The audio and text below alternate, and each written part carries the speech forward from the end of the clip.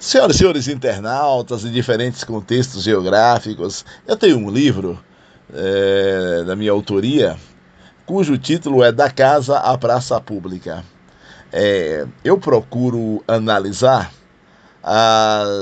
o processo de mudança, ou melhor, os processos de mudanças que aconteceram nas festas juninas que aconteciam nas casas, no seu entorno imediato, né, para as festas de rua.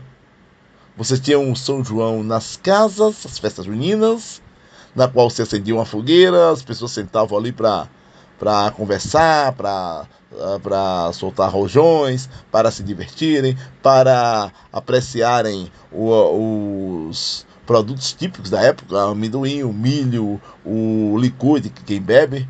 E isso tudo no entorno da fogueira. Tem algumas músicas que fazem menção ao chamado ao pé da fogueira, no entorno imediato das casas.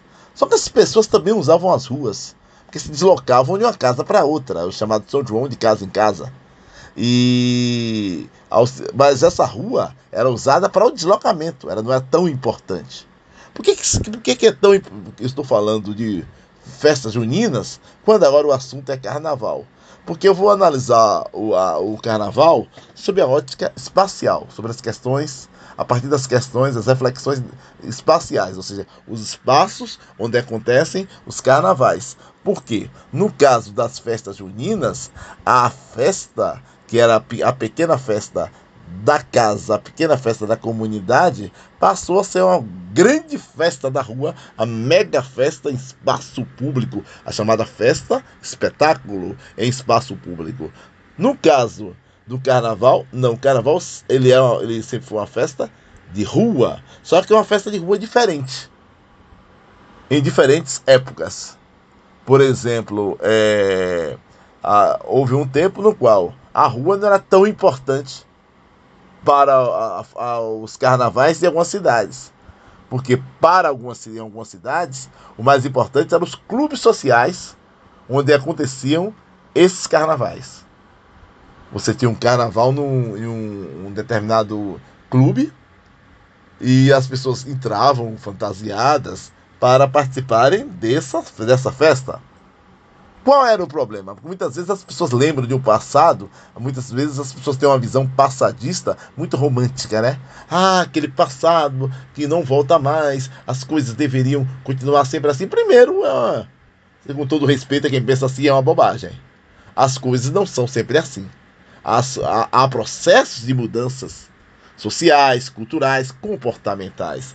As pessoas não são as mesmas de 10, 20, 30, 50 anos atrás. E os contextos de vivência, as práticas também são diferentes. O que acontecia no passado? Alguns desses bailes eram elitistas. Muitos bailes desses do passado, muitos discriminavam negros.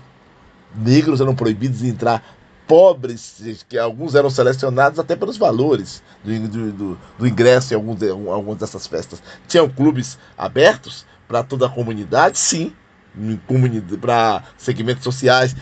Tinha festas que aconteciam em grandes salões de artífices, como por exemplo pedreiro, como os carpinteiros, o pessoal da construção civil se reuniam para fazer a sua festa. Essas aconteciam, eram bem mais abertas e democráticas, mas existiam as festas elitistas e racistas. Só para você ter uma ideia, no passado já aconteceram, isso aconteceu em algumas cidades do Recôncavo Baiano, em outras pelo Brasil afora.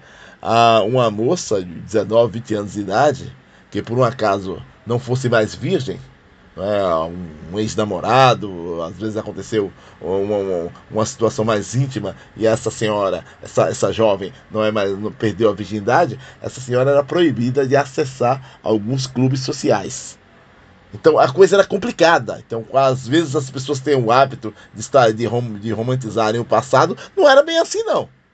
Então havia muitos problemas. Tinham as boas festas comunitárias, as boas diversões, o respeito entre as pessoas, as interações, tinham sim. As interações afetivas, mas tinham também as brigas, as confusões, o racismo, a discriminação, a misoginia. Então essas questões devem ser destacadas. Esse é um ponto. No presente, você ainda tem esse processo de discriminação. Em alguns pontos, deve-se fazer uma reflexão. Quando você tem, por exemplo, uma festa muito cara, você está, de uma forma ou de outra, numa perspectiva segregacionista. Só que do ponto de vista espacial, o carnaval ele é muito diferente das festas juninas. Porque no caso das festas juninas, elas mobilizam em diferentes intensidades todos os municípios da região nordeste do Brasil, parte do norte. E já o carnaval, do ponto de vista da região nordeste do Brasil, os grandes carnavais acontecem localizados em algumas cidades. Por exemplo, na Bahia, Salvador. O Carnaval de Salvador é a maior festa de rua do planeta. Gigantesca, é uma festa de rua que acontece em Salvador. Já a festa de Maragogipe já é um carnaval diferente, é um carnaval mais cultural.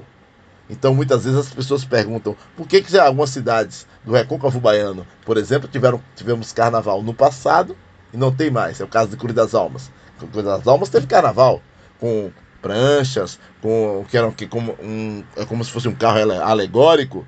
Isso até final da década de 1960, início da década de 1970. Não tem mais. Passou a ter, final da década de 80, alguns micaretas, e depois, nem isso, passou a abraçar, Cury das Almas passou a abraçar no seu calendário, uma festa principal, as festas juninas. Desde 1989, se consolidou no transcurso da década de 1980, as festas juninas espetacularizadas no espaço público. Tá certo? E essa é uma questão importante de destacar. Por isso que o carnaval não está mais no calendário, por exemplo, de Cury das Almas. Mas continua no de Maragogipe. Porque o carnaval de Maragogipe não é um concorrente do de Salvador.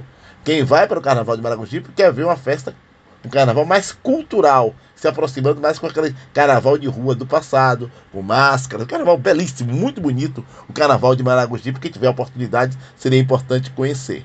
Já o carnaval de Recife e de Olinda, por exemplo, é um carnaval de rua também, mas com as pessoas vestindo as roupas que querem usar, geralmente não tem aquela padronização, pode ter um bloco ou outro, mas até a sonoridade da musicalidade dançante e brincante do carnaval de Recife é diferente, porque é o frevo, diferente, por exemplo, da música baiana. E tanto o carnaval de Recife quanto o carnaval de Salvador, que são carnavais de rua, são diferentes, por exemplo, do carnaval do Rio e São Paulo. O carnaval do Rio e São Paulo acontece, são chamados carnavais de arena. Você tem uma macro arena, arquibancada de um lado, arquibancada de outro, é o caso da Marquês de Sapucaí, lá no Rio de Janeiro, e você tem um desfile de grandes escolas de samba.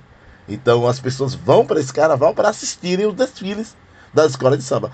Claro, é que essas pessoas também dançam nas arquibancadas, torcem pelas suas escolas favoritas, mas é um carnaval de arena, das macro arenas. Então observe que do ponto de vista espacial, você tem algumas diferenças no carnaval. Algumas pessoas podem perguntar assim, e as micaretas, né? As micaretas também são carnaval de rua, só que são carnaval fora de época. Que até a própria palavra micareta vem de micareme, que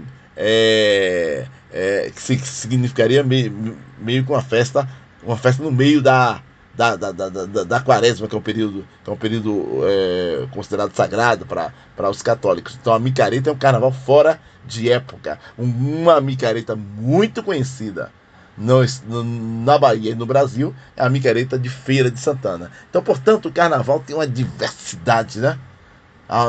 Existe uma diversidade de manifestações carnavalescas, porque muitas vezes as pessoas falam assim, o carnaval, mas o carnaval de onde?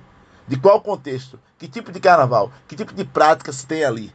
Então, por exemplo, você tem essas diferenças. Agora, as desigualdades e gente procurando confusão tem em qualquer época. Mas não achar que a história do passado tinha um paraíso e o presente hoje é só problema, não. Há pessoas que vão para o carnaval de Salvador, que vão se divertir, que vão brincar com sua família, mas infelizmente há aqueles e aquelas que vão procurar confusão. Isso sempre teve no passado e no presente. Agora, evidentemente, que está muito mais mediatizado no presente. Até a próxima.